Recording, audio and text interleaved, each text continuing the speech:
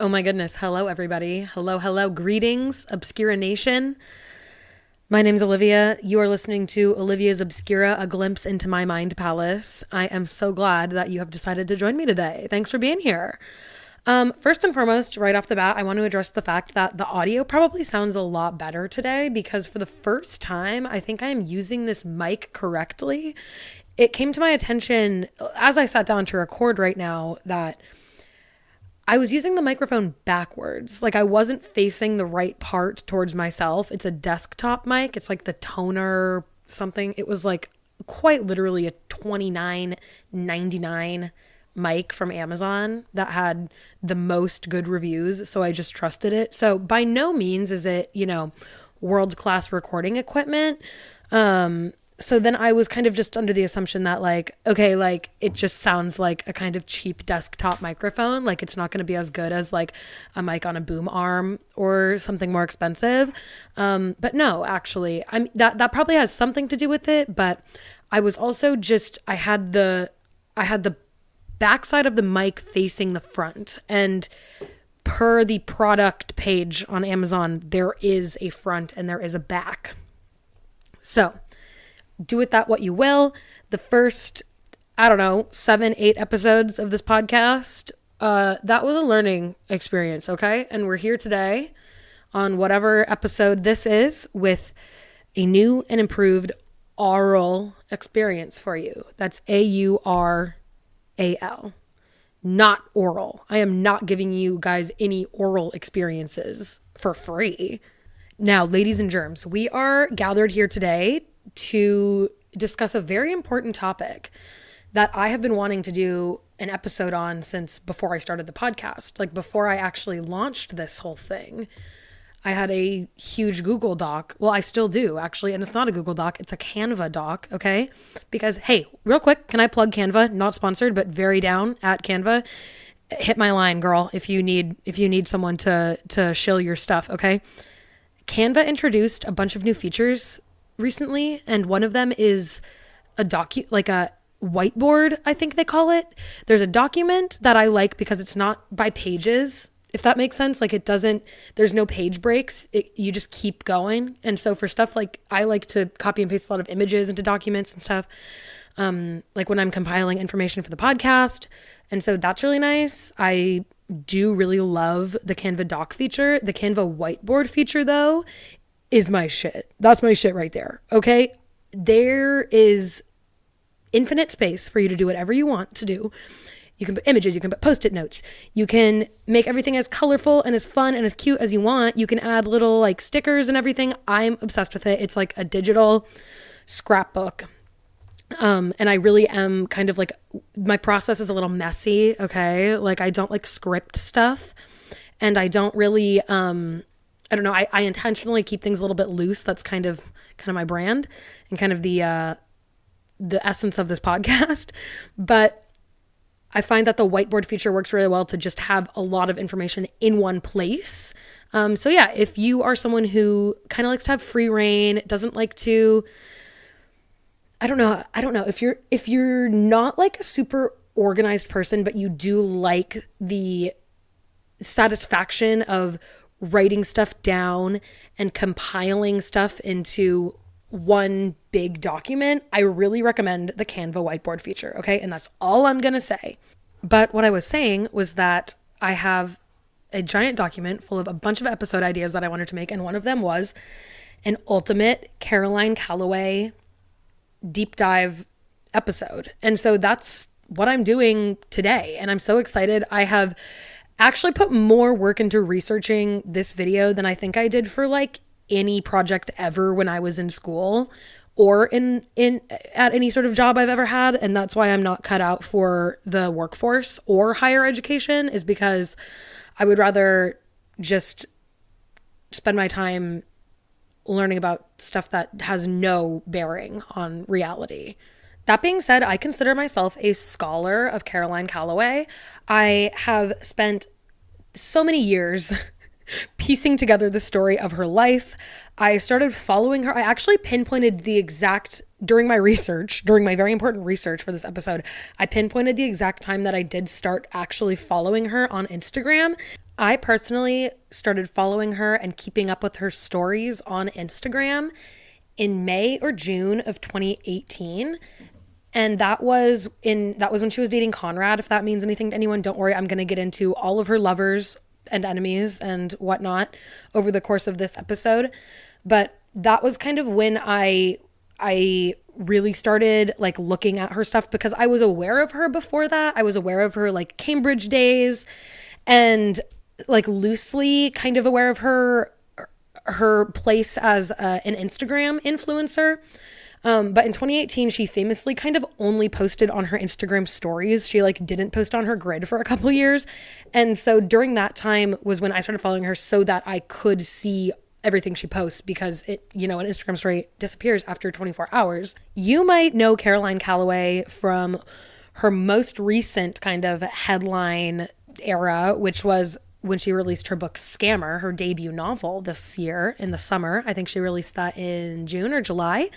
You might know her from her failed creativity workshops in winter of 2019. Maybe you know her from the Cut article that her old friend Natalie Beach wrote, I Was Caroline Calloway.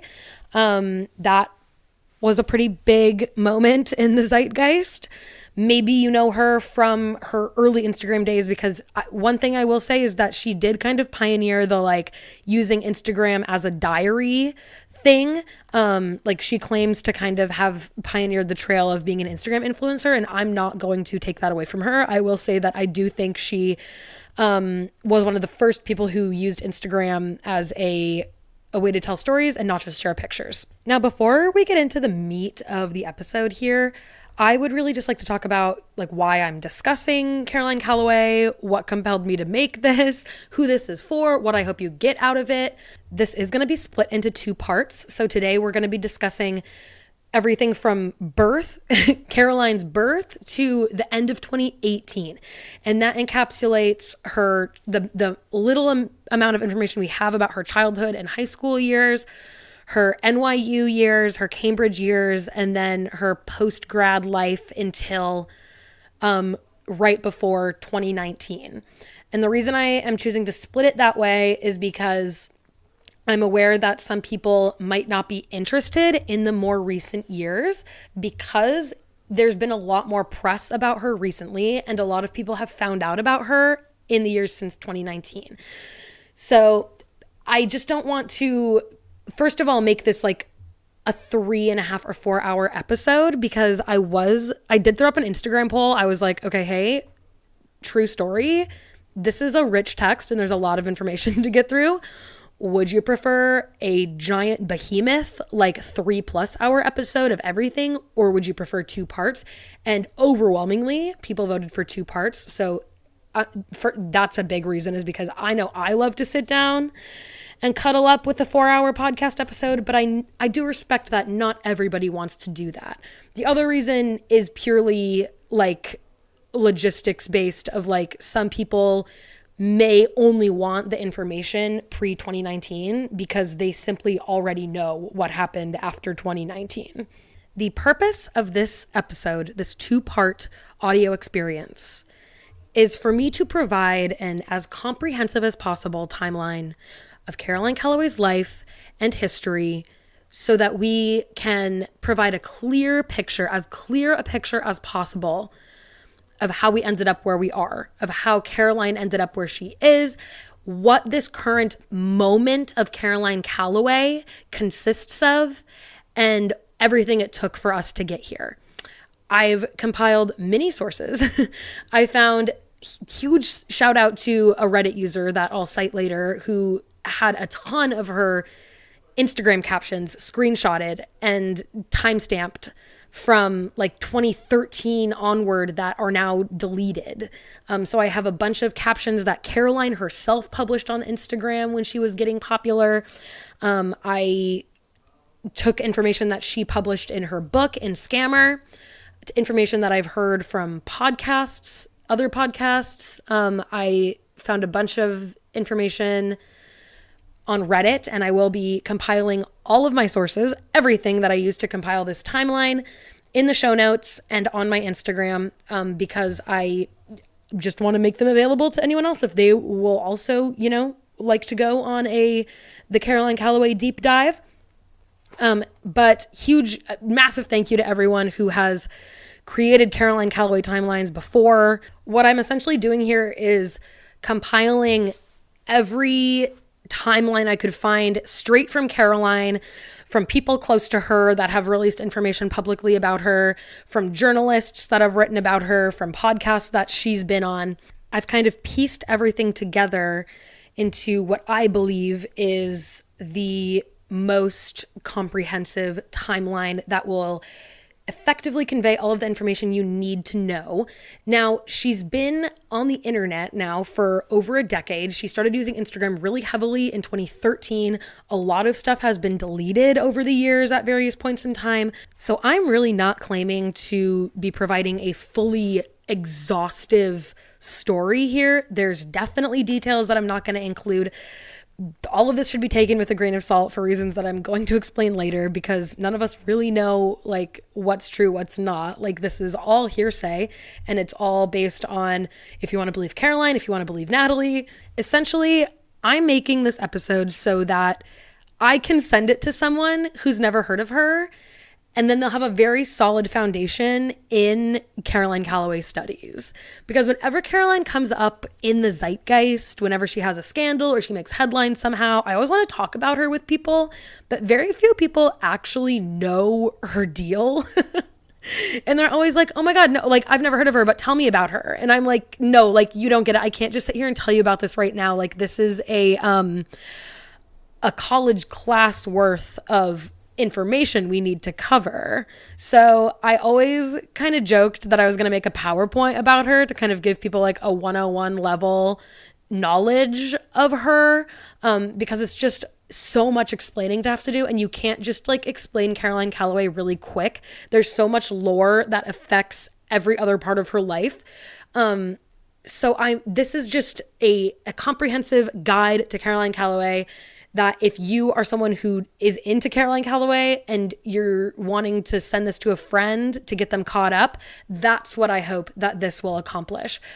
Of course, you might know some of this stuff already. You might not. Maybe this is all new to you. And if you've never heard of this woman before, that's okay, because I'm going to give you the tea. That's a pretty good segue into the next point I want to make, which is why I want to discuss Caroline Calloway. She is a really niche internet celebrity, but she is steeped in years and years of lore and in these narratives that she's created over the years. She's a fascinating figure to me because I don't know if I like her. I don't know if I hate her. All I know is that she entertains me and she keeps me interested in what she's doing. And her wild ambition and belief in herself is weirdly inspiring, even though some people might call it delusion. I do think that if I had if I had like 5% of the delusion and the audacity that Caroline has, I think I would go really far in life. Like, she is the master of her fate, the captain of her ship, if you will. Now, obviously, as a human being, I do have hesitations about covering somebody like Caroline Calloway and releasing it publicly. She is a real person who exists outside the confines of Hollywood. And like, I really have no problem discussing Hollywood celebrities, like traditional Hollywood celebrities. They feel very detached from the fabric of reality, and I do really feel like it's fair game to discuss their personal lives to a certain extent. Obviously, there's boundaries. Obviously, there are some things that shouldn't be discussed. But I do think that public figures are up for discussion, and they're up, like, people are allowed to have opinions about them. When we get into internet celebrities who are very much real people in regular society, it feels a little bit more personal because they feel a little bit more accessible, especially someone like Caroline Calloway, who is super present online.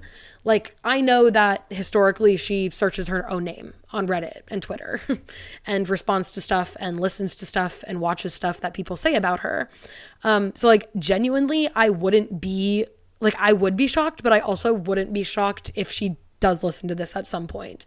Also because I'm aware of the fact that I'm kind of creating this episode about Caroline Calloway because there was never like a comprehensive story of her that I could find online that covers everything from her really early days up to the present day. So I am creating this episode out of demand because I was looking for something like this to send to my friends before, and there wasn't anything that I could find. So like, if I am correct in assuming that this is kind of a hole that I'm filling, a gap that I'm filling in podcasting, there is a chance that this episode will get more plays than usual, just because I think that a lot of people would be interested in a Caroline Calloway primer. So yeah, do I think it's a possibility that somewhere along the line, somewhere in the future, Caroline could listen to this or someone could send this to her? Yeah, I am. But I'm not doing this to criticize her, or I'm not doing this as a defense of Caroline Calloway, and I'm not doing this as a criticism of Caroline Calloway. I really want to just deliver as much information as possible so that you can move forward in perceiving Caroline in whatever way you would like to. Like, of course, it is impossible for me to be completely unbiased, okay? Because I'm not a journalist. And even journalists aren't completely unbiased. And that's not my goal. It's not my goal to be completely unbiased here. Like, I am a podcaster. It is funny to call myself a podcaster, me and my loyal 20 monthly listeners, okay? I see you, I hear you. Much love. But yeah, I am not trying to disrespect Caroline in any way. If anything, I think you could argue that I'm trying to help people understand her better. And regarding the Cambridge days of Instagram captions that I'm going to be reading, I know Caroline herself has said that she plans to turn these into a book someday, and they don't exist on her Instagram anymore. They are deleted. And I guess my reasoning behind why I'm sharing these right now is that they were posted at one point with the intention of garnering an audience and creating a fan base. And they were never intended to be private captions for only her friends or family and nearest and dearest to read. She wanted people to be reading these. That was her goal. So that's kind of how I feel okay reading them to you now, despite the fact that she has chosen to remove them from the internet. One final disclaimer before we get into it is that there is a huge element of like how much of this is actually true to this whole story. Like, Caroline herself is a storyteller. The way she tells her reality may or may not be the reality of how things actually went down.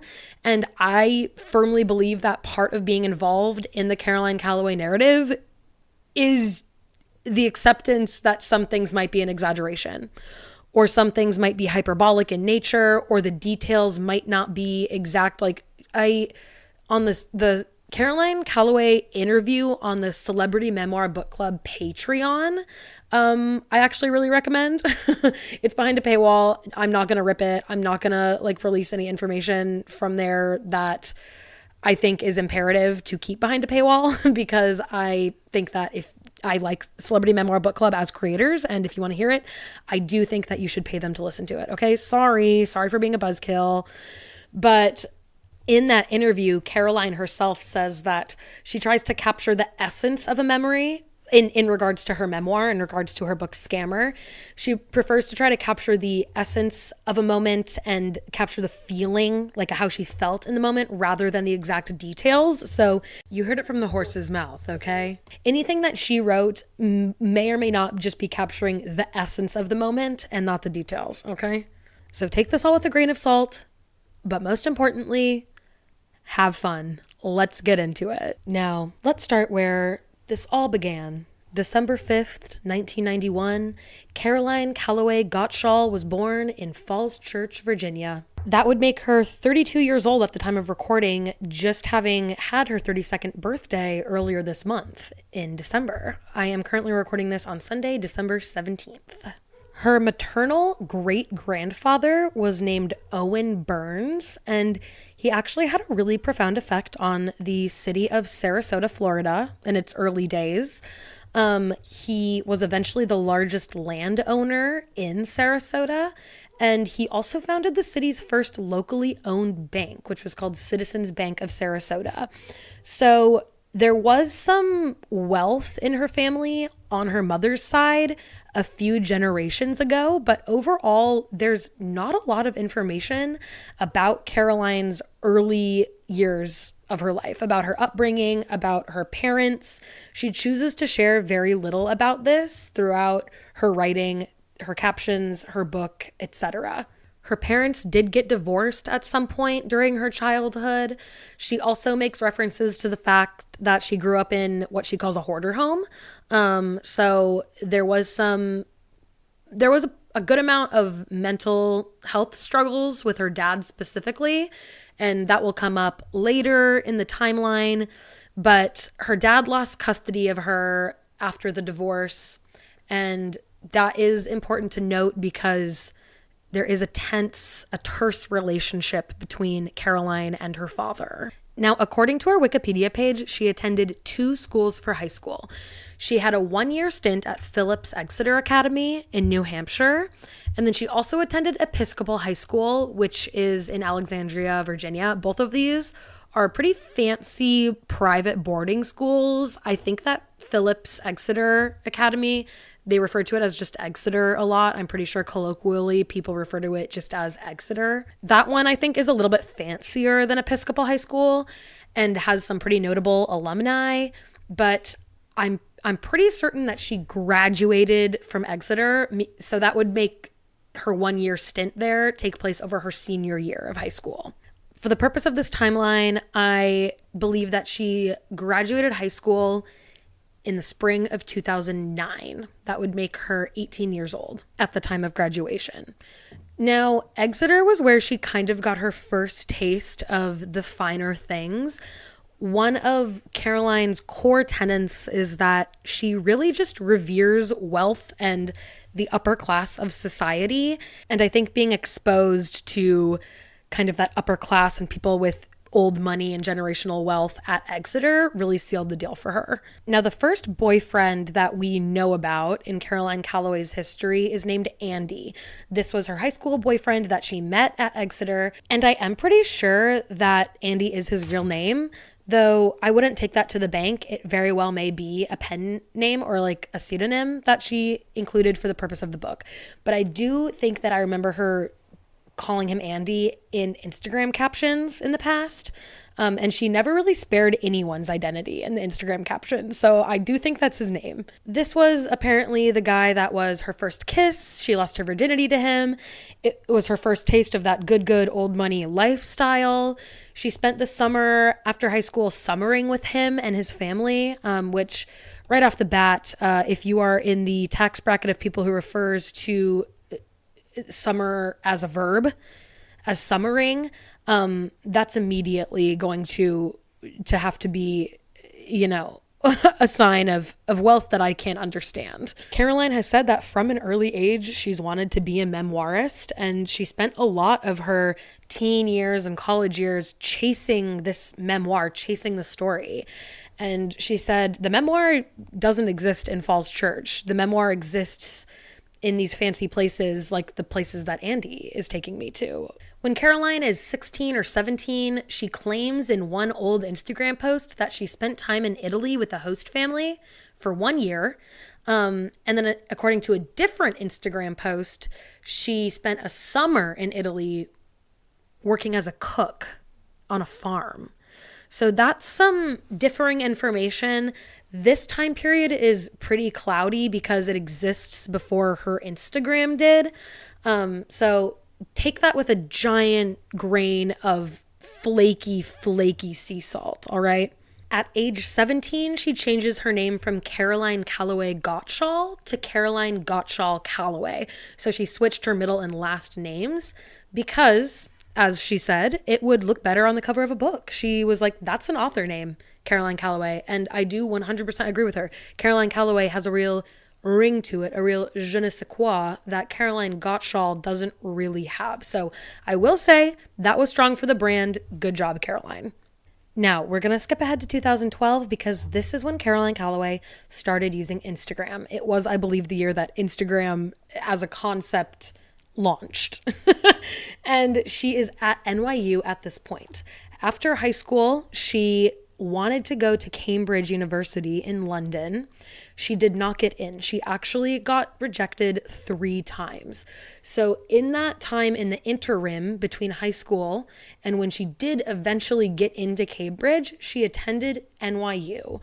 Now, Caroline was just really into the image, like the optics of going to Cambridge. It was like a fantasy, and it was like this magical kind of thing she had built up in her head. And it's hilarious from an outsider looking in on this because NYU is a really good school that a lot of people would be like really, really lucky and happy to get into. But she was like, no, like I'm wiping NYU from the record. I have to pretend that I only went to Cambridge because that's better for my brand. And no one commits to a brand more than Caroline has. Now, while she's going to NYU, she is living in this West Village apartment that her dad offers to pay for. And she reveals this in Scammer. It seems to be one of the situations where her dad was not there for her a lot because he did not have custody of her. Her mother had sole custody of her after they divorced. So it does come across as like a way of buying her love, I guess. He's like, what I can do is I can pay for your apartment. And that he did. And for as long as Caroline Calloway has kind of been around in the zeitgeist, there's been this question around, is she rich? Is she poor? Does she have family money? Like, is she just flat broke? And the best answer that we kind of get from Scammer is like neither. She kind of comes from like a middle class background. Like, yes, her dad has enough money to pay for her rent in the West Village, but she doesn't have like hordes and hordes of like generational wealth. And her dad wasn't like flush with money. And I think that's where the differentiation is of like well off versus old money. Like old money would be Caroline never has to work a day in her life. She has been set up with a trust fund from the get-go. And that really doesn't seem to be the case. It seems like maybe her dad was comfortable financially enough so to pay for her rent, but not enough to like bankroll her for life, if that makes sense. Now at NYU is where we would meet a very prominent character in the Caroline Calloway story, Natalie. Natalie Beach. You might know her as the article titled I Was Caroline Calloway in The Cut. Caroline and Natalie meet in an NYU creative writing class taught by David Lipsky, who is kind of a big deal. Let me check something real quick. Okay, yeah, David Lipsky seems to have gotten his start as a Rolling Stone reporter. I think he's a novelist now. There is a movie that includes him as a character. I think he's played by Jesse Eisenberg. It's called The End of the Tour. It was released in 2015. The description on IMDb says, the story of the 5-day interview between Rolling Stone reporter David Lipsky and acclaimed novelist David Foster Wallace, which took place right after the 1996 publication of Wallace's groundbreaking novel, Infinite Jest. So there you have it. David Lipsky, kind of a big deal to be in his creative writing class, I would think. Because Caroline and Natalie are the 2 youngest students in the class, and because their last names are Calloway and Beach, respectively, they're put together in the alphabet, and therefore they're seated next to each other, and they just end up doing a lot of work together in the class. And they kind of develop this rapport with each other through their writing. And Caroline reads everything that Natalie writes for the class, and Natalie reads everything that Caroline writes for the class. and they kind of develop this back and forth relationship through their writing. Natalie and Caroline's entire relationship would kind of be retroactively retold as a lesbian love story from Caroline's point of view in Scammer that was released this year. So there's that. That's new information that we've gotten since the release of Scammer. There was never any sort of bisexual undertones, lesbian undertones, romantic or sexual undertones regarding Caroline's relationship with Natalie before Scammer came out. So I think we just kind of have to move forward with that information and kind of take it for what it is, which is a retroactive retelling of this, what is now considered to Caroline to be like a homoerotic friendship that she had with Natalie. Now, Caroline did 3 years at NYU, and then after her 3rd year, she then got into Cambridge. There's differing information regarding how many times she applied and got rejected from Cambridge. Per Wikipedia, it says she succeeded on her 3rd application. I've heard from other sources that it was her 4th application that she was accepted on. So that last year of college for Natalie was Caroline's 1st year of college. Overseas, across the pond, at Cambridge. So 2013, she starts at St. Edmund's College at Cambridge. Now, what is St. Edmund's, you asked? I'm happy you did. St. Edmund's was founded in 1896, and it is a specific college within Cambridge that is geared towards post-grad students or undergrad students 21 and over. I believe they are referring to them as mature students. So you can't get into St. Edmund's College as like an 18-year-old. So already there is a limited, sea of applicants for this school. So I do think it's pretty telling that Caroline was unable to get into Cambridge as an undergrad, but now that she's over 21, she was able to squeak into St. Edmund's. Now, since then, Caroline has admitted to forging her high school transcript in order to get into Cambridge. So she just photoshopped her Exeter transcript, which is kind of iconic. She originally had a D+ in ancient Greek, and she changed it to be an A- on the transcript, which I guess worked out in the end, and that's a scam I can get behind. Most reports from this time tend to agree on the fact that Caroline was not very engaged in the actual academic part of being at Cambridge. She was very much into the magical, dreamy land of being an American girl, studying overseas, studying in these beautiful Gothic castles and gallivanting around England, basically. Though she was technically studying art history, and I think that she was also studying art history at NYU. This is when Miss Caroline really starts leaning into the Instagram game. She starts writing these long-ass Instagram captions about this illustrious experience as an American at Cambridge.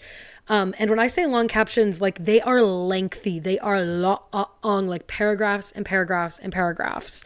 And she's telling these magical, fantastical stories about her day-to-day life at Cambridge.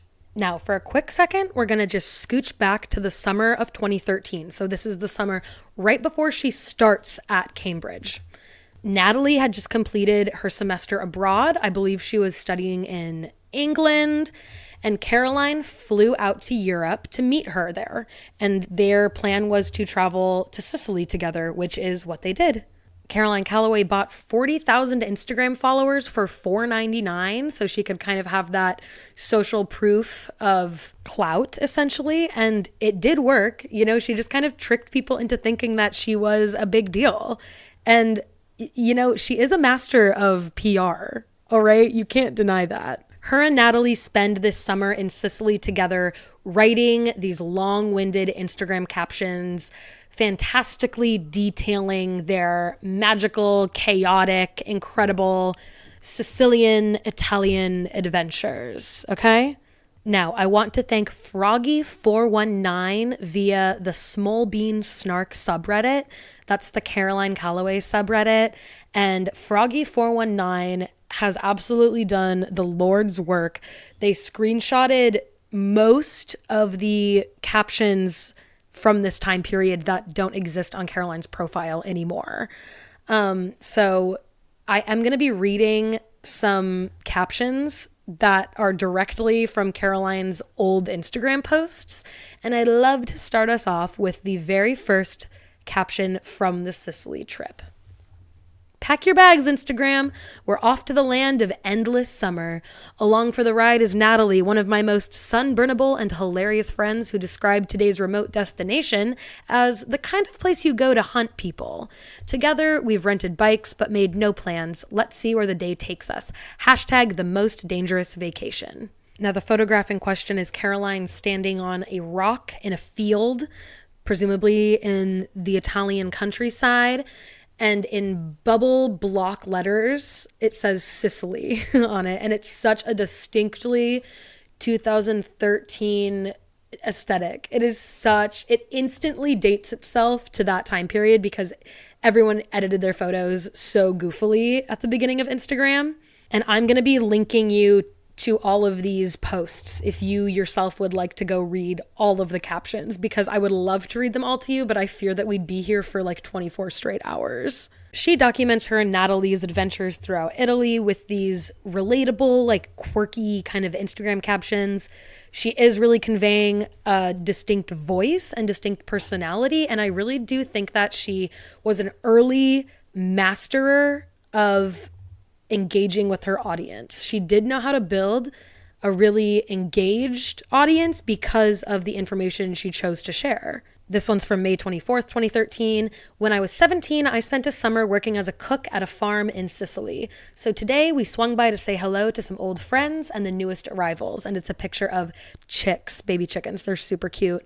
But that is the one proof I could find of her spending a summer as a cook at a farm in Sicily. I genuinely don't know if that happened. Caroline, hey, if Caroline Calloway is actually listening to this episode, please come on the podcast. I'd love to talk to you about Sicily. I've never been, but you could tell me about it. One more caption from the Italy days, just to kind of give you a feel for her early voice on Instagram. It took a while, but we did it. We hitchhiked our way to Palermo, capital of Sicily and the city that has seen it all. Settled by the Greeks, conquered by the Phoenicians, invaded by the Arabs, reconquered by the Normans, rebuilt by the Romans, bombed by the Allies, owned forever by the Mafia, and most significantly, home of the cannoli. Now, in Natalie's 2019 tell-all article, I Was Caroline Calloway, she says this about their trip to Italy. When we left our room in the morning, she, Caroline Calloway, packed several outfits so we could pose for days' worth of photos in one afternoon. I, meanwhile, was deputized as the photographer, instructed to find her best angles and keep my shadow out of the frame. When Caroline was satisfied we got the shot, we'd hurry back to the hotel to connect to the Wi-Fi, brainstorming the caption together. After she posted the photo, she would hold the phone in her palm and watch as the comments rolled in, responding to each one. At the time of this trip to Italy, Caroline and Natalie have only known each other for a year. And Caroline also has a boyfriend back home in New York named Josh. Caroline did reveal in Scammer that she did cheat on Josh during this particular trip with another man in Italy. A photo that she posted from the trip is a picture of a man in a Vespa helmet. The caption reads, Vespa rides from Sicilian princes and castles tucked in Ligurian cliffs. If it seems too good to be true, it's because it is. Missing from this picture is me, pale-faced and fear-stricken, clutching Raimondo so tightly that my helmet knocked into his at every turn. Finally, he pulled over and gave me a talking to. Caroline, he said, you can make the koala body. Fine. Just please don't make the koala head. Hashtag adventuregrams. This Raimondo fella is a character for a few posts for a small series of hashtag adventuregrams, if you will. In one caption from July 30th, 2013, she writes, "Only one thing to do in a time like this. Ladies of Instagram, it is without further ado that I present the final installment in our tour of The Gorgeous Men of Italy. Alternate title, Let's Objectify Guys because Ladies Can Be Pimps Too. Go on, brush your shoulders off. I may have a boyfriend in New York, but Raimondo's all yours, girls. Pinup calendar coming soon." So I can only imagine that she cheated on Josh with Raimondo. But I guess it doesn't really matter. But I'm going to speculate, okay? I'm betting it was Raimondo. She did refer to him as a Sicilian prince, after all. I mean, who can resist? A Sicilian prince? Caroline, this summer of 2013, also ends up in Denmark for a bit. I believe that was in the fall, around November, though. After her Sicily adventures, she flies back to New York and goes on a road trip with her friend Kelsey. At the time, they're definitely not still friends. There's no trace of them still being friends, but they go to a music festival in Nashville. I believe it would be Bonnaroo. They never say what the music festival is, but I mean, isn't Bonnaroo like the big one that happens in Tennessee? At this time, Caroline posted a picture of Kelsey and wrote this caption: "Before we go on with the story, you should probably meet Kelsey. If she looks familiar, that's because you hated someone very similar in high school. To the naked eye, Kelsey does look like the tall blonde cheerleader who dates the football captain and says things like, 'Everyone's going to be there.' Yet despite her Blake Lively face and overall sparkle, Kelsey has developed a personality that's freaking awesome. She's curious, goofy, kind, wild, and terrifyingly smart. Between the two of us, she's probably the funny one, although joke's on you if you think the blonde hair means she's not ambitious. When Kelsey was younger, her thing was horseback riding, and she won nationals 13 times before her 17th birthday. Now she's 20 and taking over DC one high-profile internship at a time. However, when not briefing congressmen on monetary policy in relation to expansionary quantitative easing, Kels R. Smith can always be counted upon to start the dance party, finish the sangria, and drop what she's doing to talk about the weird rash on your inner upper arm. She's that loyal. I once saw one of my more attractive ex-boyfriends from our boarding school try and hook up with her at a party, and all she said was, 'This is fucking unacceptable,' and walked away. This is my best friend." So yeah, you can definitely tell that Caroline is wordy. She has these long, complicated sentences in her writing. It's very pedantic, the way she writes sometimes. Okay, so now we're back at the beginning of her first year at Cambridge. And this would be at the end of 2013, if you've forgotten. Okay, I'm keeping us all on track here, don't you worry. During her first couple of years at Cambridge, she becomes really heavily dependent on Adderall. She eventually starts using it for everything she does, and she actually flies back and forth from the UK to New York City to get Adderall because it's not allowed in Europe. It is considered an illegal narcotic there. So according to Scammer, she has this crazy doctor that she found on Yelp, who's kind of a nut. It sounds like he's kind of what seems to be a comedic relief character in the book. And I have not read Scammer directly yet. I gotta say, I have listened to the Be There in 5 episode about it and the Caroline or the Celebrity Memoir Book Club episode about it. And I listened to their Patreon episode, which is an interview with Caroline herself. So I feel like I have a pretty good idea of the book. It is only about 150 pages, designed to be read in a day, according to Caroline. So I will be referencing Scammer, but I just want to be very clear that I haven't actually read it and I don't own the book. But she basically found this guy who will just give her an Adderall prescription whenever she wants it. And it is insane that she was so addicted to Adderall that she was literally flying back and forth over the Atlantic Ocean regularly to get Adderall. There are definitely differing opinions out there about the extent of her Adderall addiction, but according to Caroline herself, she was pretty heavily addicted to Adderall, and it started during this time. Other people would argue that she kind of exaggerated her Adderall use as an excuse for her bad behavior during this time. You know, I guess I wasn't there, you know, I don't know. But I'm going to believe that Caroline was probably addicted to Adderall because I think a lot of people are probably addicted to Adderall. Now, in spring of 2014, we get what Caroline will to this day claim is the first crying selfie on Instagram. She will claim that she created and popularized the concept of the crying selfie. And so that would be from this post that I'm about to read to you. Yes, Instagram, that's right. Raise your hand if you have ever taken a selfie of yourself crying on a plane with strangers. What's that you say? Well, I'm proud and a little jealous because this is a terrible and crazy thing to do. Professional blogger tip number 1, don't be the crazy selfie girl that can't stop weeping. Sure, it may feel like the only responsible and respectful way to break up in this day and age, but that's because you're 22 and dumber than rocks. Rocks! But maybe we need to start even further back with my last day in New York and some better context for my bad choices. In her following post, she writes, our story about Cambridge begins in my turquoise New York apartment. I'd moved there after high school to take a gap year, but ended up taking 3 because I fell in love with the city. LOL at her talking about 3 gap years. I'm pretty sure those gap years were the years that she was going to NYU. So she does at certain points just omit the fact that she was at NYU to make it, I guess, more of a well-rounded story of her getting into Cambridge. But she does directly in this caption refer to those years after high school as gap years, which they weren't. She was definitely at NYU. She continues, I fell in love with the city in that overeager evangelical way that only immigrants can. Have you ever heard a girl from suburban Virginia telling stranger... One second, I gotta start over. Holy shit, her writing is hard to read sometimes. Have you ever heard of a girl from suburban Virginia telling strangers about a land of opportunity where the streets are paved with gold? Then perhaps we've met. And plot twist, friends, my favorite neighborhood is where I live, the West Village. You're the West Village, you still do it for me, babe. She didn't write that. I just added that in. It's where old New York charm, cobblestones, parks meets upscale boutiques and low-risk bohemia, liberal arts degrees, lofts. And you can see it in this picture because it's the only area of downtown Manhattan with the zoning codes against skyscrapers and trees on every blocks. What? It's the only area of Manhattan with zoning codes against skyscraper and trees on every block. End quote. The point is, I just really love the West Village and I need you guys to love it too for the next part of the story to make sense. So can you do that for me, best friends? It shouldn't be too hard.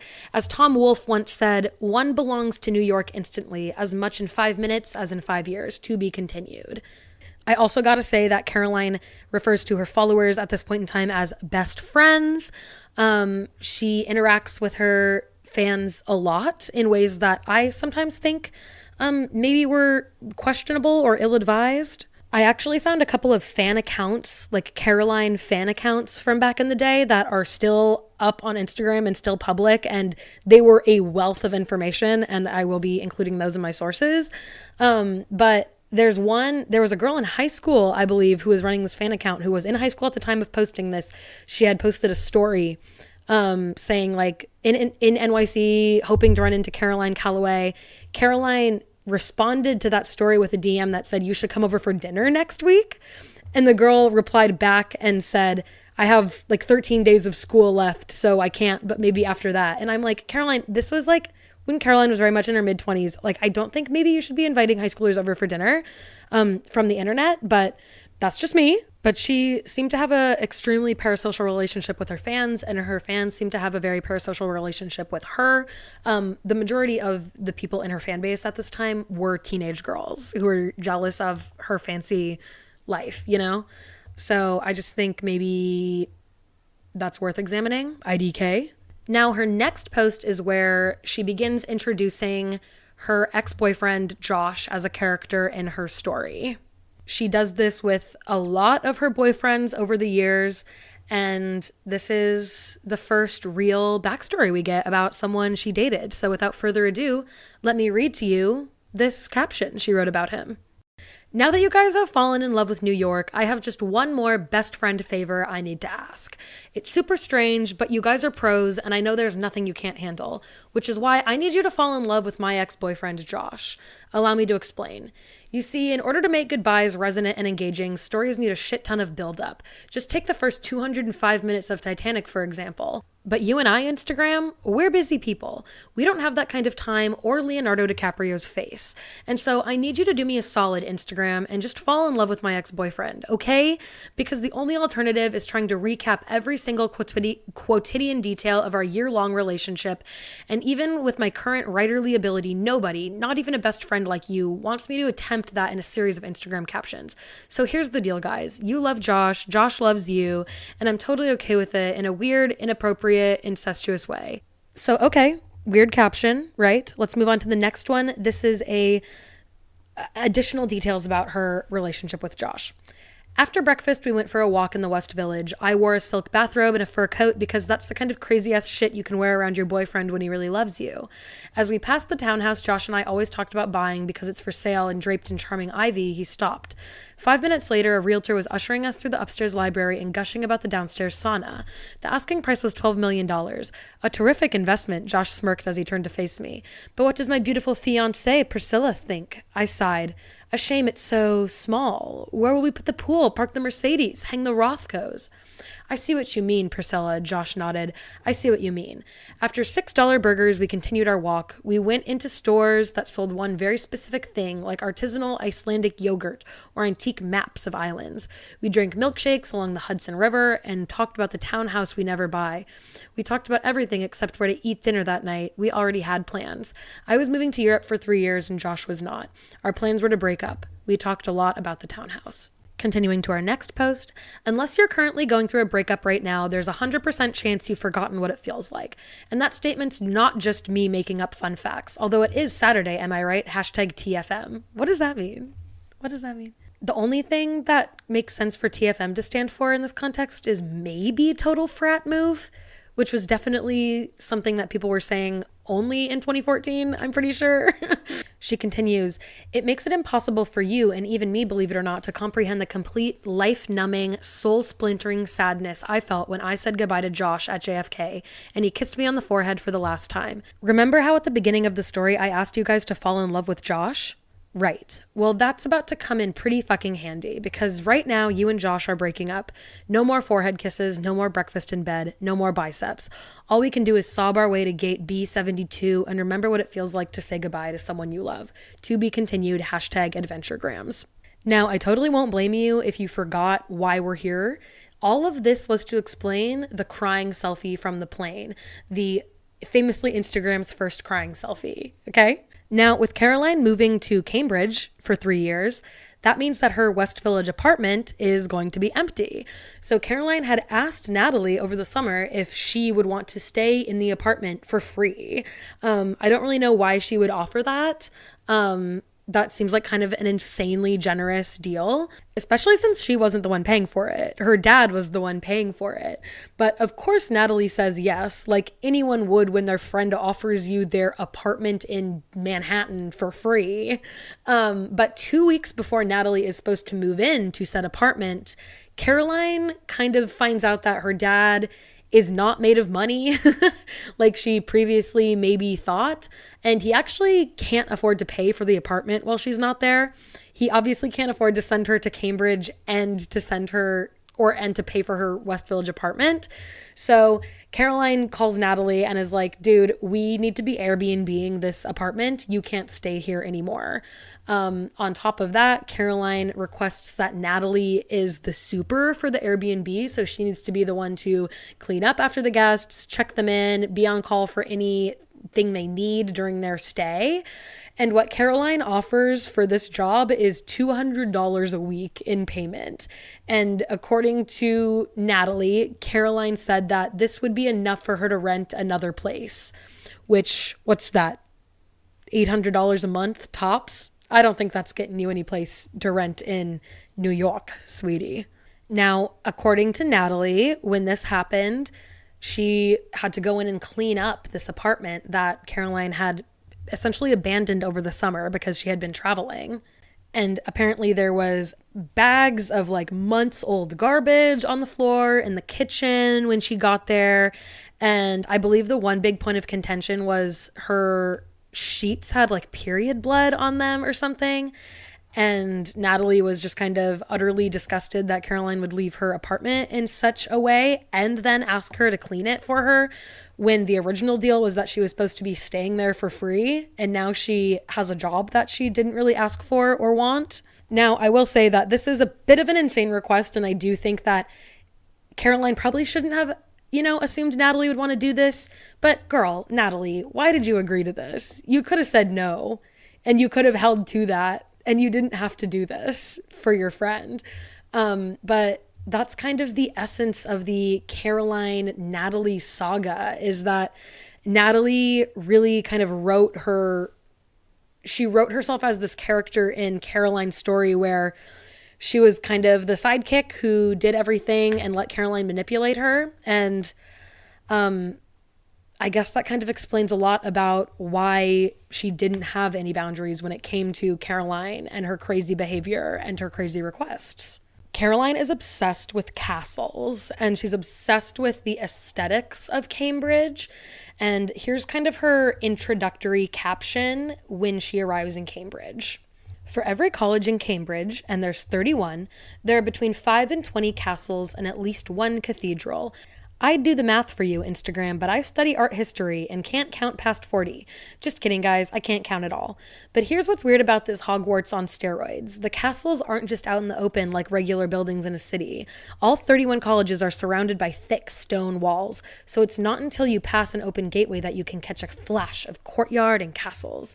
But on my first day in Cambridge, there wasn't time to gawk. As I followed the 4 Japanese girls that I had started stalking at the bus stop deeper into town, they began peeling off one by one through these open gateways until eventually there was no one left to follow. And it wasn't until then that I began to notice the absurd prettiness of where I was.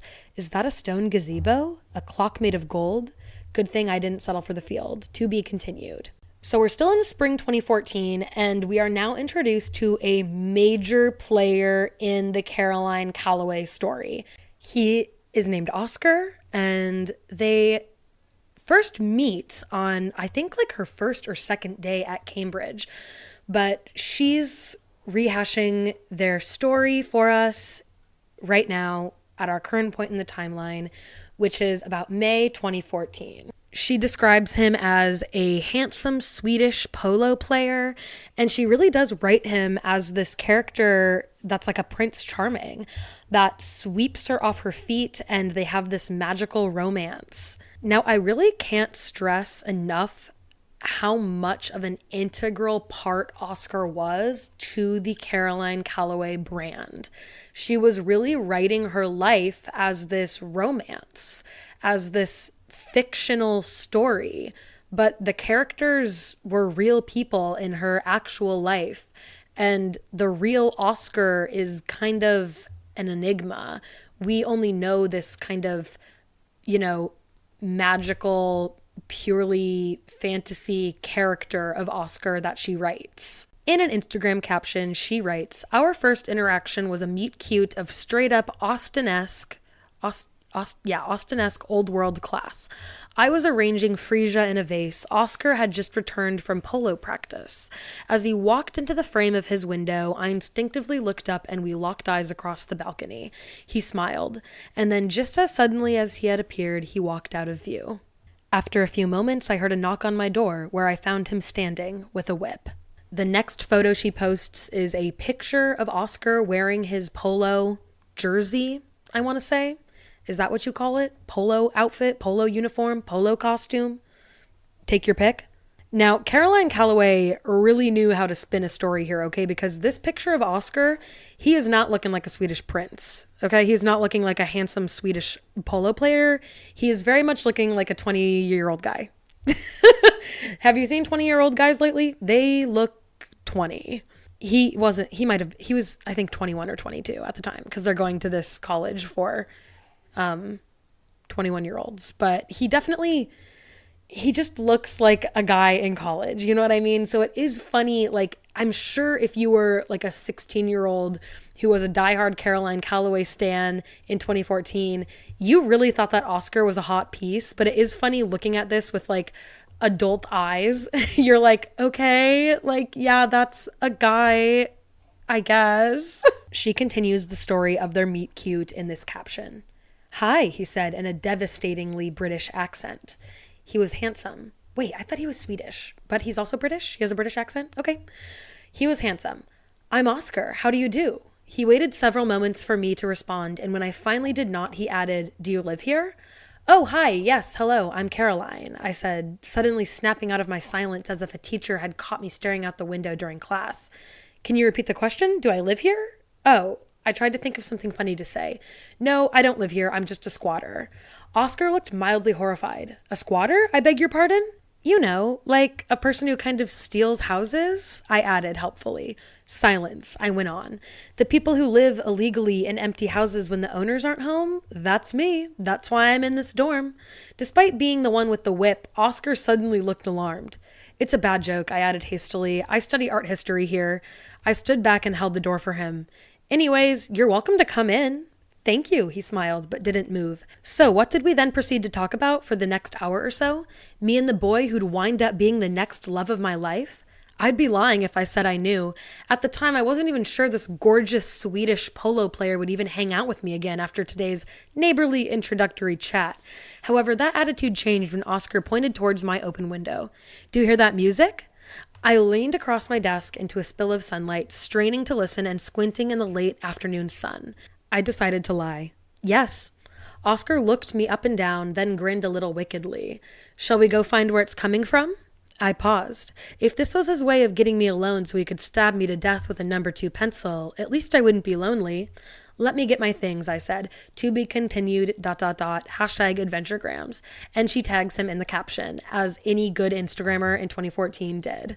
The fan accounts on Instagram were obsessed with Oscar. They literally posted pictures of him on their accounts and wished him happy birthday, which is really strange because he's very much not a public figure now.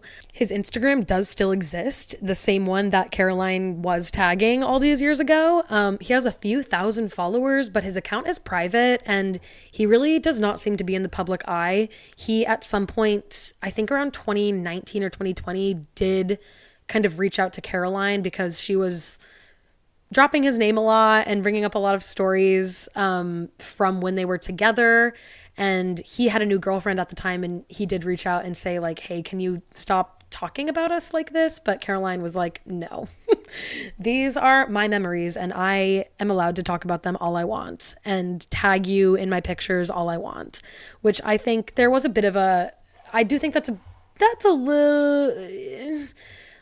she was someone with hundreds of thousands of Instagram followers, and he was just a regular guy with a private Instagram account. So I do kind of think that maybe she should have let him off the hook there a little bit, but whatever. That's water under the bridge, right? She continues to write this, really romantic storyline about her and Oscar. She writes in her next Instagram post, before I say what I'm going to say next, it's important to remember that on that autumn afternoon with Oscar and the weeping willow, I was still very much in love with Josh. I stopped in the middle of the beautiful stone willow-ringed bridge and said flatly, Oscar, I just broke up with my boyfriend. He was unfazed. Miss Calloway, if you wanted me to know you were single, no, I said more urgently, you don't understand. We just broke up, 10 hours ago. For a moment, we were both silent.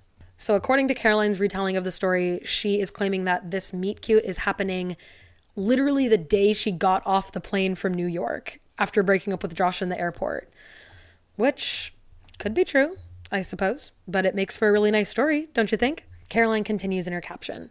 Oscar leaned forward on his elbows against the bridge and looked out at the river. Without turning his head, he simply said slowly, I'm sorry.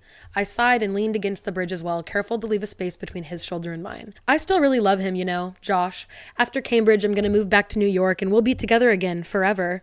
A couple of students in black robes walked by, talking animatedly about a professor in a variety of accents. Okay. Those plans never work, he said matter-of-factly, but I hope for your sake that you get what you want. Thank you, I said, and what I want is Josh. Ah, he grinned, striding away from the bridge with renewed confidence. That's what you think you want, but you don't know anything about me yet. He flashed a smile over his shoulder and gestured towards the riverbank. Come, sit. Let's see how quickly I can change your mind. To be continued. #adventuregrams. We continue to learn more about Oscar during this time, and I feel the need to read this caption to you because it does make me think that Oscar is perhaps pretty insufferable Here we go. We sat on the riverbank until it got dark and I learned about Oscar's zero tolerance policy for small talk. Ugh, come on, dude. Not one of those. Not one of those I hate small talk people. Like, get over it. Let's talk about the weather. Come on, grow up. When I asked him about what he studied, and he said playfully, politics if you must know, my dear, but that's strike one. You have 2 more boring questions left. Ugh, I hate this guy. But Caroline goes on to describe him in, her classic charming way. As Oscar told me about growing up in Sweden, I studied the small details of him. His socks didn't match, although they were both Argyle. His friendship bracelets looked like they were from a girl. He made even average stories fun by giving them his own rapt attention, although he didn't have to try to be particularly interesting. After attending the toughest boarding school in Sweden, the king went there and did okay. Oscar was recruited by the Swedish army to become an interrogator. Cadets were tested on psychology and Arabic every week for a year, and those who failed twice were sent home. Half of the soldiers who learned how to build igloos in November were no longer with his platoon by the time they learned to spear salmon in July.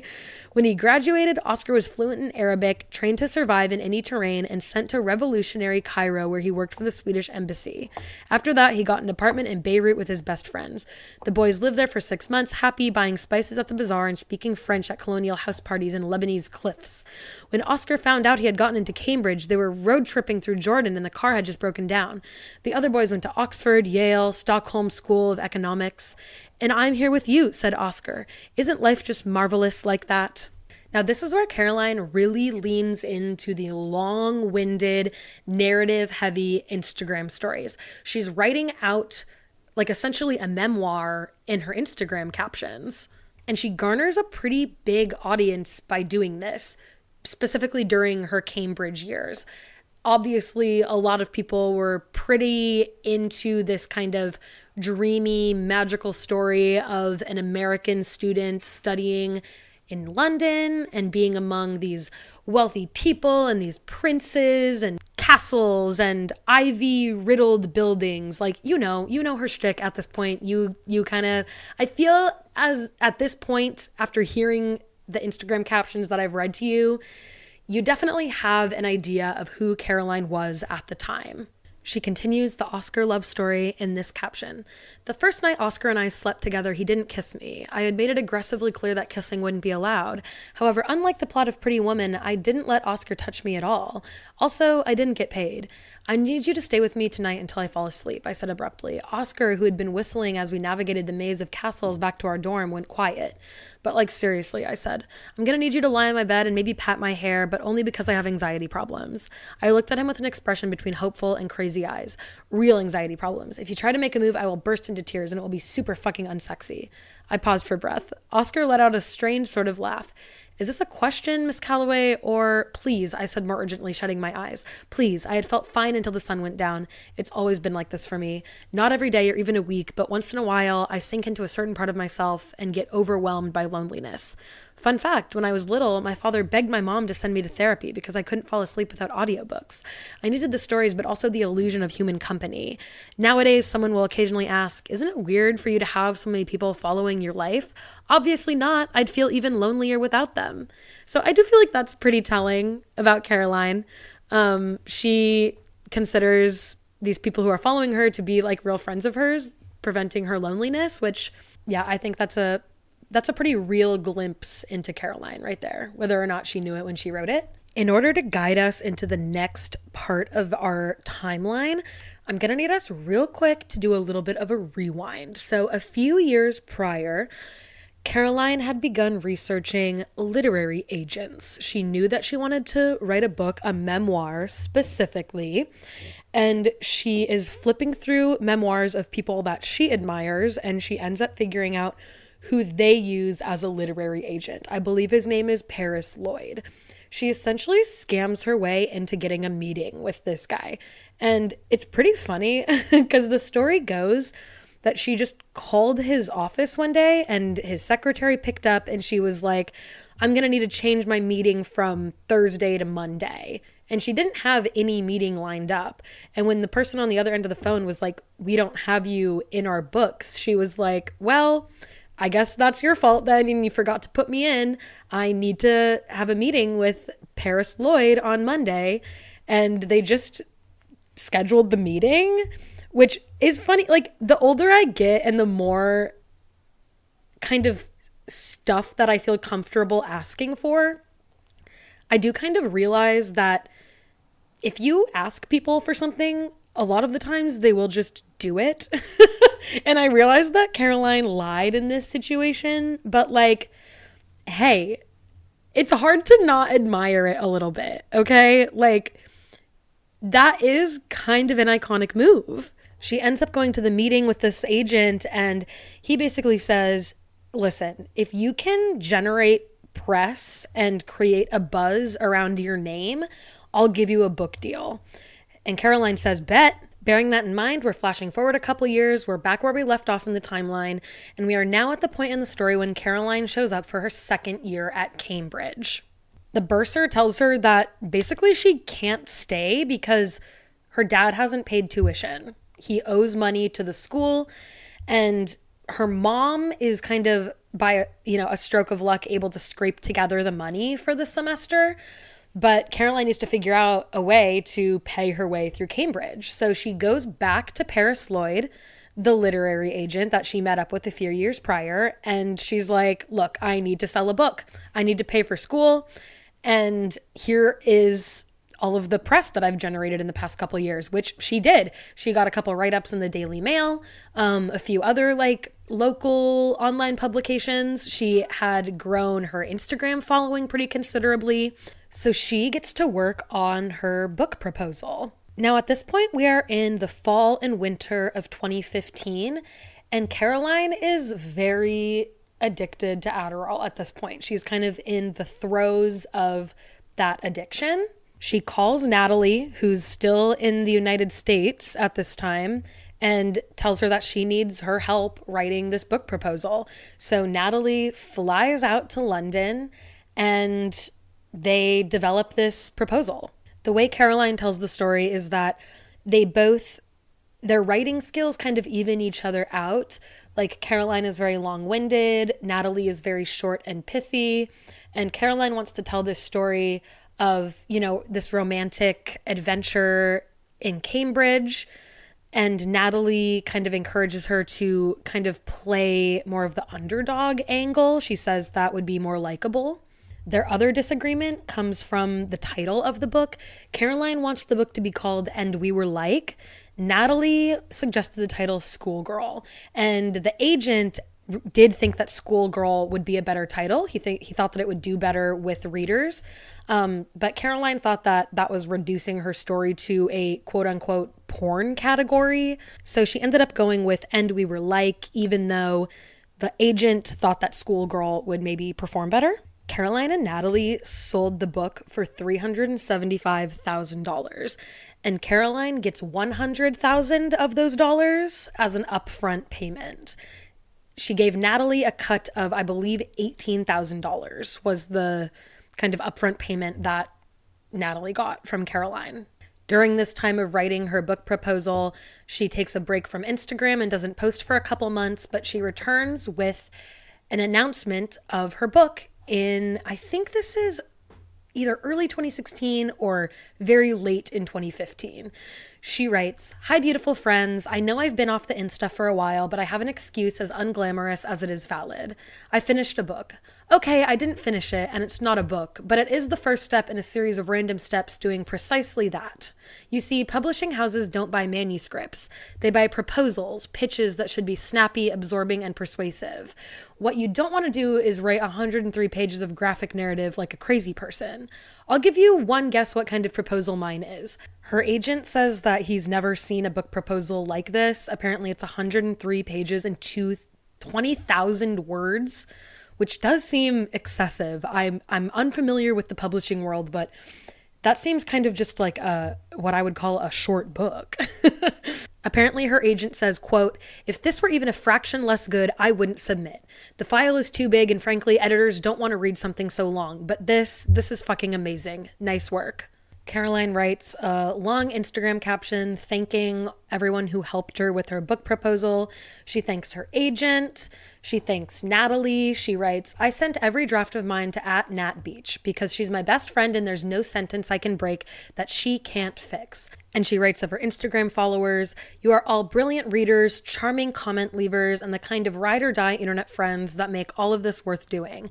I couldn't take this journey without knowing that you're riding shotgun on the back of this big eagle as we soar towards our destinies. So let the hero's journey begin. Sure, we have school in Cambridge this week, but our destinies as authors are waiting in Manhattan. I believe in you. I believe in us. Okay. In the fall and winter of 2015, Caroline is at the beginning of her third and final year at Cambridge. And Caroline herself said that the year prior, her book proposal had come at the cost of her grades and her friendships. And it kind of seemed like she maybe wasn't like the star student in her class at Cambridge, okay? I think we could say that. And I think that maybe she would agree. It's around this time that Caroline starts using sleeping pills on top of the Adderall because she was taking so much Adderall that by the time nighttime came around, she couldn't sleep. So then she started taking sleeping pills, and it seemed like she was just in a drug-induced haze during this period of time. And Caroline basically flies Natalie out to London. Natalie essentially moves in with Caroline to help her write the book and work for her full time during the writing of her memoir, while Caroline was essentially just strung out on Adderall and sleeping pills the whole time.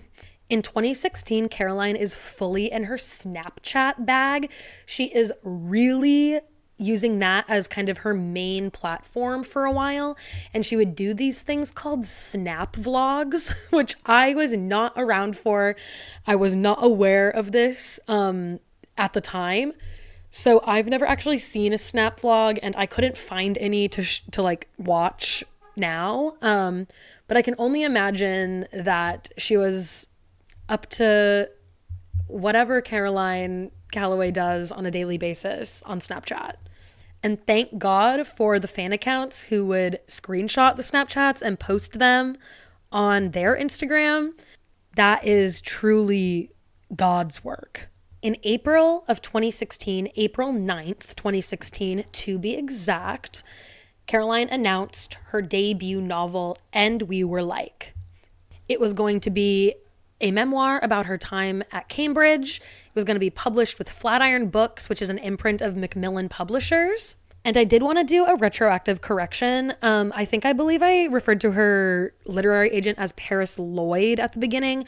I'm pretty sure that's because that's what she calls him in Scammer, but his real name is Bird Level, if that, carries any weight for anybody. That means nothing to me, but I don't really know, the world of literary agents. Maybe Bird Level is like a big fucking deal, a BFD. According to Wikipedia, Level has said of his experience working with Caroline that she was, quote, deeply unwell, deeply dishonest, and it was more important to her to be seen as an author than it was to be an author, which, woof, is pretty scathing. If someone said that about me, I'd cry. In the Instagram post where she announces the book, Caroline writes, being crazy has its perks. 2 years ago, no one believed I could turn my Instagram account into a book deal.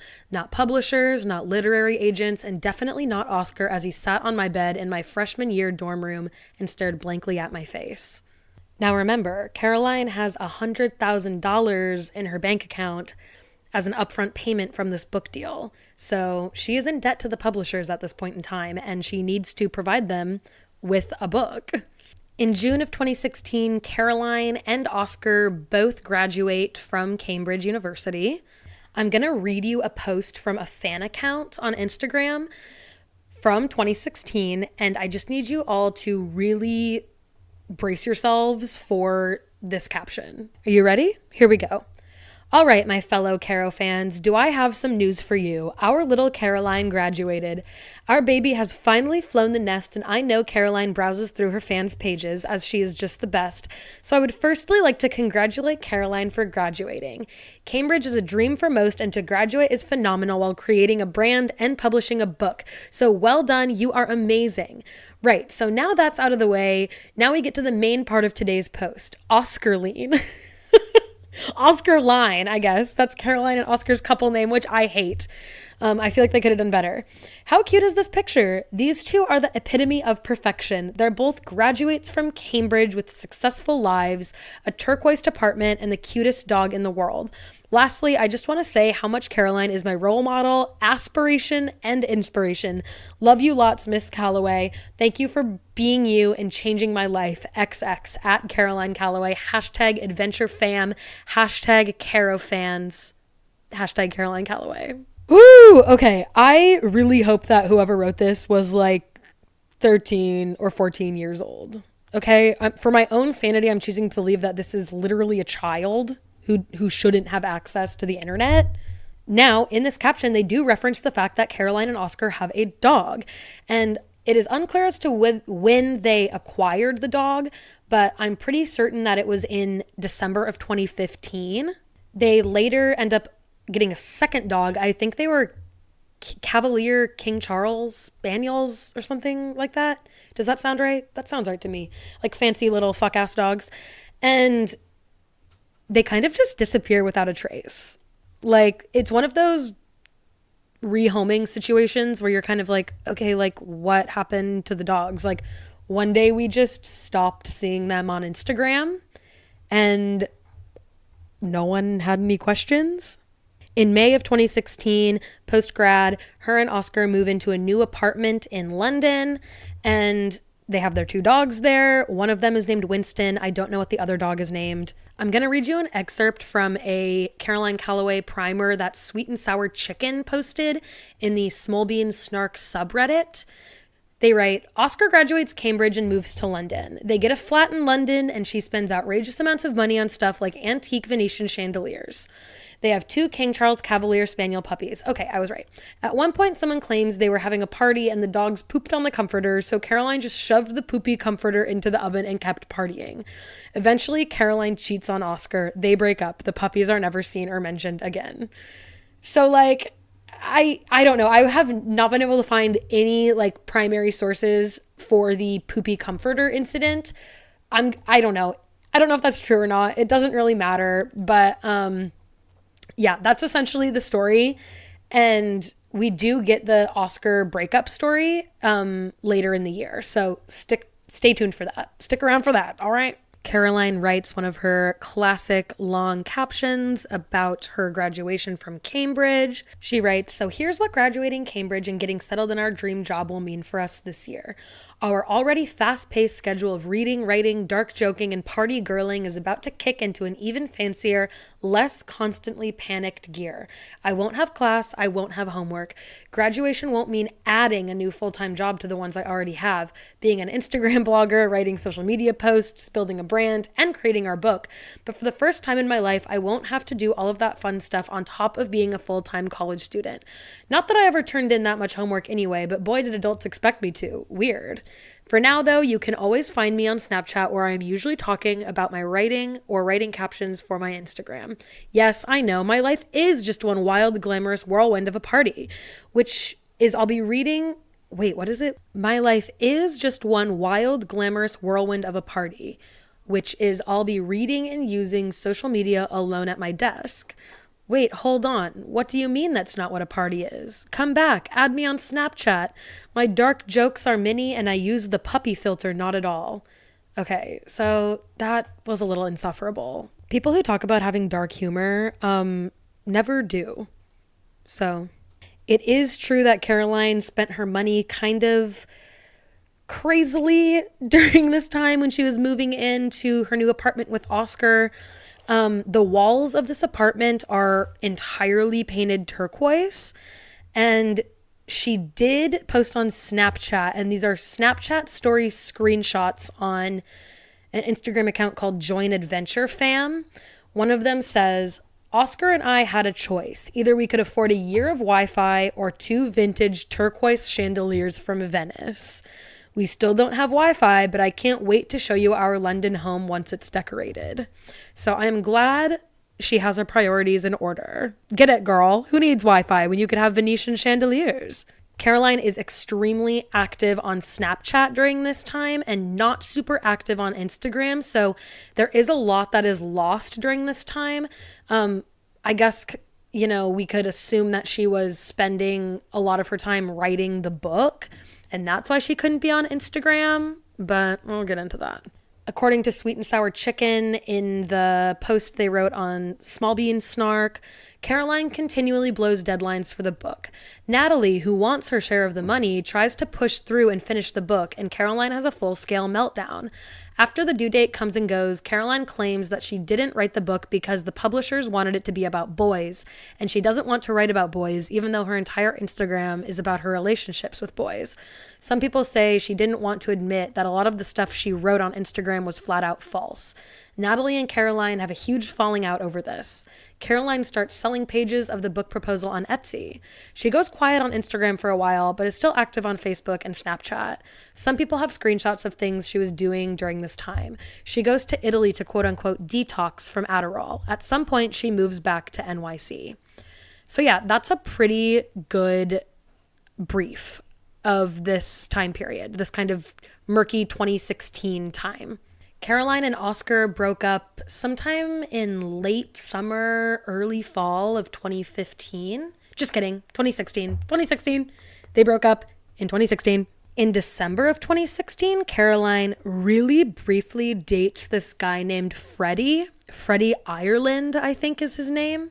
Or maybe that's his Instagram name. I found his real Instagram because someone had tagged it on like one of the fan accounts from 8 years ago. And I think he literally had like 300 followers on Instagram. So he's like very much not a public figure. He was also 19 at the time that they were dating, and Caroline was 25. So just putting that out there. The only proof of their relationship is from Snapchat story screenshots that are still available on public Caroline fan accounts. There's one from December 11th, 2016, which is a photo of Caroline and presumably Freddie at an American food store, whatever that means. On December 18th, another fan account posts a picture of Freddie. The caption reads, "This photo is right off of Freddie's Insta page." They do tag his handle, which is still in existence, but I'm not going to dox him. I don't feel comfortable doing that. He seems like a regular guy. This photo is right off of Freddie's Insta page, but if you haven't been updated, there's a new boy in Caroline Calloway's life. I hear he's charming and funny and kind and definitely a keeper, winky face emoji. So happy that our Caroline found someone that makes her happy, and I can't wait to see what crazy places our story takes us. Welcome, Freddie. So it's just so bizarre that there were, imagine how weird it must have been for this guy named Freddie to be dating Caroline and have these weird teenagers with no concept of boundaries posting pictures of you on Instagram announcing your relationship to your new girlfriend. I don't know. That is just probably one of the weirdest things I can imagine. Caroline herself does reference Freddie in a Instagram story from 2019-ish, I think. It's a picture of her wearing headphones and sunglasses and a scarf, like a kind of plaid scarf. And it says, "Many years ago, a 19-year-old Freddie Ireland gave me this navy Burberry scarf for my birthday in Cambridge, thus proving the thoughtfulness that 19-year-old boys are capable of. We were dating at the time, but my expectations were low. Now I wear this scarf around New York City because it honestly is such a good scarf. Thanks, Freddie. And I marvel at how many different places my life has taken me." And today we are in a new place still. I don't know. It was cut off at the bottom of the story, but that's her Freddie info. Her and Freddie are really only together for the month of December 2016, I'm pretty sure. And in 2017, we get the story of her and Oscar's final days of their relationship. She writes, Oscar and I broke up about 6 months ago. So for the first time in a long time, I don't know what story I want to tell you guys. For a while, I told you about my first 4 days at Cambridge and how I met him. But now it just doesn't seem like a fun thing to talk about anywhere but my book. Don't get me wrong, Instagram captions have come a long way since 2011, both in terms of what you can talk about and how seriously you can expect it to be taken. But at the same time, this fact persists. If you talk about something in an Instagram caption, as opposed to, say, writing about that same thing in your book, the very act of putting those words down on an Instagram caption cheapens it. And I don't want anything to cheapen what I had with Oscar, because once the love has left a love story, the story is all you have left. So that's kind of a lot to digest, because it's very interesting to say that the act of putting those words down in an Instagram caption cheapens it, because by that logic, hasn't she been cheapening everything about her life? Because she has been writing these Instagram captions for years. So I don't know why now it would be insulting to write it in a caption, but whatever, I digress. She continues in the caption, "It's been 6 months and thinking about the last chapter of our relationship still cleaves my heart into like a machete and a melon. If I could stomach it, I would write about it, promise, but I just can't. And so it was either this or jokes about Gossip Girl and my fancy new film camera, or my whole I just want to be relatable shtick. Today, I went with this." Also in 2017, Caroline announces that she is withdrawing from her book contract.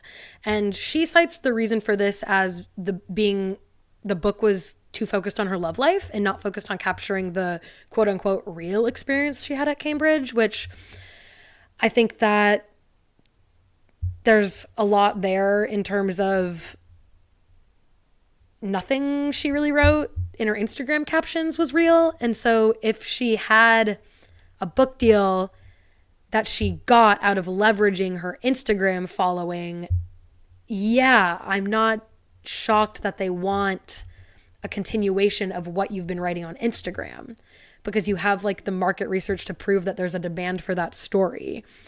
So it seems that she just didn't resonate with the initial book proposal anymore.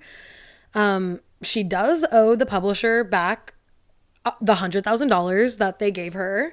Per Caroline's wiki page, Calloway publicly announced that Flatiron Books had offered her a book deal to write a memoir for $500,000 in 2015, of which she had received 30% as an advance. Okay, so those numbers are a little bit off from what I said earlier. Okay, so it seems like there is differing information about this. Beach reported, so Natalie reported the deal was for $375,000 and the advance she received was actually for $100,000, which she owed back to the publisher after she canceled the deal. So I guess according to Caroline, the deal was for $500K and she received 30% upfront. But then according to Natalie, it was actually a $375,000 book deal and the advance she received was $100,000. So I don't know. It's kind of a horse apiece though, you know, in retrospect, it doesn't really matter. Regardless, she is somewhere in the camp of like $150,000 in debt, depending on whose numbers you'd like to believe. This is when she starts selling annotated copies of the book proposal on Etsy. And I gotta pull one of these up to kind of reference for you guys. One sec. Okay, I cannot find any links to these PDFs or screenshots that work. And I can't find any real information about them other than someone in a Reddit comment thread says that they paid $4.99 per file from Caroline's Etsy shop. I think each file was like a chapter of the book to my current level of understanding. So that's all the information I can offer about the Etsy annotations at the time. If I figure out more, I will definitely do a corrections corner in the future. We're nearing the end of part 1 because we are in 2018 at this point. She went quiet on Instagram for a little bit after she announced that she was withdrawing from her book contract. She specifically only posted on her stories throughout 2018 and 2019, the beginning of 2019, I should say. She didn't like the permanence of posting on the grid, so she actually branded her entire Instagram account as a stories account, and she only posted on her stories. And I was following her during this time, and she posted so many stories every day that the little bar along the top, like it wasn't even bars of stories, like it was just tiny little dots that you could tap through every single day. On June 5th of 2018, we are introduced to Conrad, which is Caroline's new boyfriend, her beau du jour. This is also from the Sweet and Sour Chicken post on the SmolBeanSnark subreddit. She dates a guy named Conrad for a while. He's some kind of travel trust fund guy who just goes around doing whatever he wants. They take a road trip to Nebraska. She promises to tell the story of what happened when she saw her relatives there, but she never does. She and Conrad apparently tell each other, "I love you," after 2 weeks of dating. She moves to Conrad, or Jesus Christ, she moves to Seattle with Conrad. People who know him say he wants to break up with her, but he feels bad because she's financially dependent on him. I don't know if I buy that. That seems like really hearsay information. I don't doubt that she's financially dependent on him. She is in debt after all. Eventually she moves back to New York City and do long distance. Eventually, she wants to move back to New York City and do long distance, and then they break up. She announces this in a post with her flower-crowned photo shoot of herself and Rachel Cargle, which I remember like it was yesterday. Rachel Cargle is a writer with a pretty popular Instagram presence. She's a social justice activist and really advocates for racial justice. She's also a public speaker, and I think she's released a couple of novels. Or no, just one, A Renaissance of Our Own, a memoir and manifesto on reimagining. Caroline and her had a very short-lived relationship that, in my opinion, Caroline kind of exploited, but I'm not going to get into that right now. I would be happy to expand on it in a future episode. As I was combing through all of the fan accounts that I found, I did find a picture from summer of 2018, July 20th, 2018, I believe. Caroline was, in fact, at the Reputation Stadium tour at MetLife. So, love that. I literally have to bring up the fact that Caroline is holding a sign that says, "The supermarket was out of daisies, but I'm lightning on my feet." And all of the writing is in blue, but daisies is written in rainbow letters. So I'm not going to say anything. Caroline Gaylor proof? Nope. In November of 2018, Caroline drops a collaboration with the brand Rowing Blazers. It's a collection of merchandise called the Calloway House, and it's sweatshirts and t-shirts and hats and stuff with like the Calloway crest on it. Like I think Caroline hired some artists to make like a family crest, and it's turquoise, and there's some deeper meaning to it that I think I could tell you about if I really wanted to, but I don't. But Rowing Blazers has really had like an uptick in popularity in the past couple of years, at least to me. I think it's very much an East Coast thing. One sec, sorry if you can hear me typing. I always cringe when I can hear the keyboard clacking in the background, but that's because I have to be looking stuff up as I'm talking or else I'd go crazy. Okay, yeah, so Rowing Blazers was founded in 2017, and the founder, Jack is his name. Him and Caroline are friends, or Caroline says that they're friends. I don't know. She used to tag him a lot in her Instagram stories, but I don't know how much of that was her performing friendship with him, or if they actually are close. I don't know if they're close now. But recently I was in Target, I think a couple months ago, and they had like one of their brand collaborations was with Rowing Blazers, and every time I walked past that display in the store, I was like, oh my god, it's just like when Caroline Calloway did her Rowing Blazers collaboration, because the first I'd ever heard of Rowing Blazers was through Caroline Calloway, because I do think that's like a preppy East Coast thing that like me, a West Coaster, didn't know about. So Caroline is my only point of reference for the entire brand. As we transition from 2018 into early 2019, Caroline is just kind of in her NYC it girl era. She's friends with Rachel Cargle. She's friends with Trashes for Tossers. Lauren is her name. What's her last name?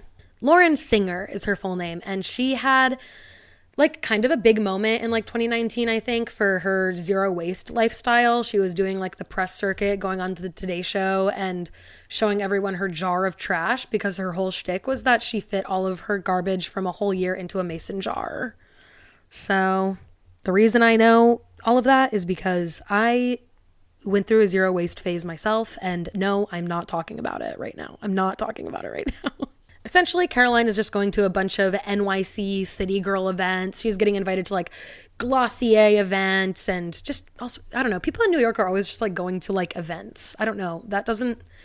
I feel like New York is a very event heavy city. Like I'm never just like bopping around going to events.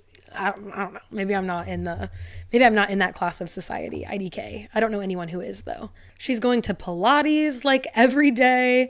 She's going to therapy 3 times a week at this point. And she's obviously still trying to pay back the debt that she owes to her publisher. I think that this is a really good place for us to stop this part of the timeline, because in our next episode, we are going to be discussing 2019 to present day.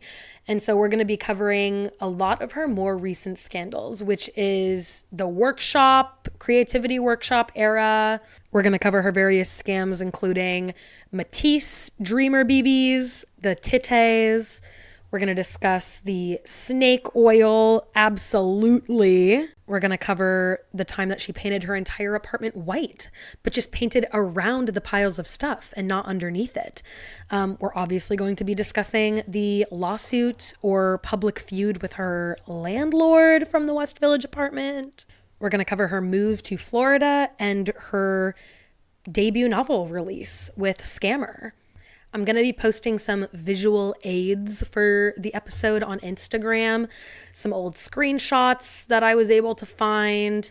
I'm going to post all of my links to the sources that I used for this episode in case you're interested in doing your own little deep dive or fact checking anything, or if you just want to go a little bit deeper into some of the stuff that I touched on. If you liked this episode and maybe this is the first episode that you listened to, I would love it if you gave the episode a little review on Spotify or Apple Podcasts or wherever you're listening.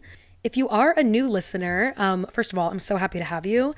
Second, I do have a few episodes in my back catalog, not very many, I think 7 or 8, but maybe you'd like those too. I talk about a wide variety of topics. My first episode is kind of an introduction to myself, a little bit about me.